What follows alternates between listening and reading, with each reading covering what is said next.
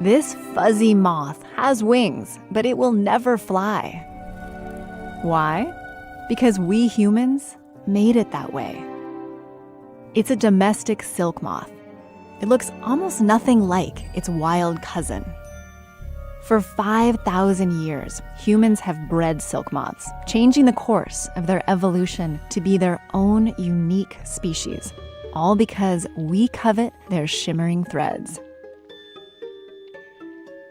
The silkworm, this moth's caterpillar, spits out an extraordinary fiber. It's ideal for making everything from satiny sheets to glamorous gowns to terrible ties.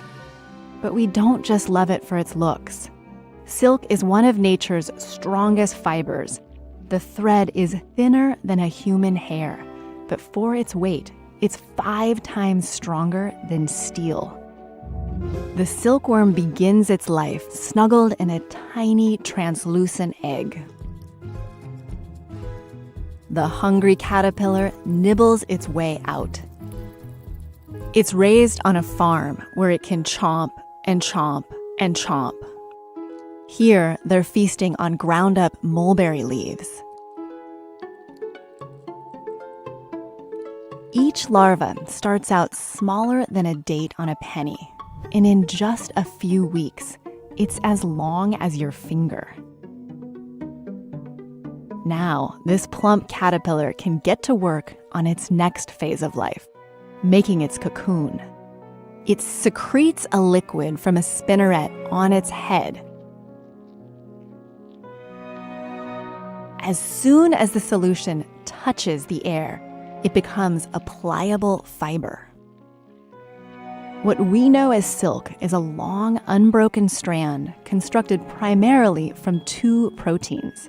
The inside is fibroin. It's the structural center. The outside is sericin, the glue binding it all together. The larva spins raw silk for 2 to 3 days straight. This tiny shelter maintains just the right humidity and temperature for the caterpillar to transform into a moth. Once the cushy casing is complete, farmers harvest the raw silk. For most silkworms in captivity, this is where their journey ends. They die when manufacturers boil, steam, or dry them out in the sun. If they were to let the moth hatch, it would break the valuable thread. It takes up to 2,000 unbroken cocoons to make one silk dress. However, a few lucky pupae are allowed to continue developing and become moths so they can spawn the next generation. After centuries under our watch, these industrious weavers can't fly, and their camouflage is gone, so they wouldn't last long in the wild. They can hardly move. Once outside the cocoon, a flightless male must seek out a female quickly because they only have a few days to live. Silk production is a multi-billion-dollar global industry, and it's not just for fashion and luxury.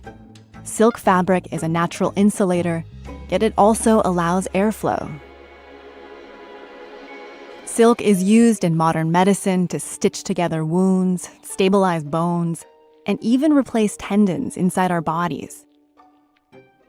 And so our relationship with the humble silkworm continues, as it has for millennia, at least until we figure out how to make silk as well as it can.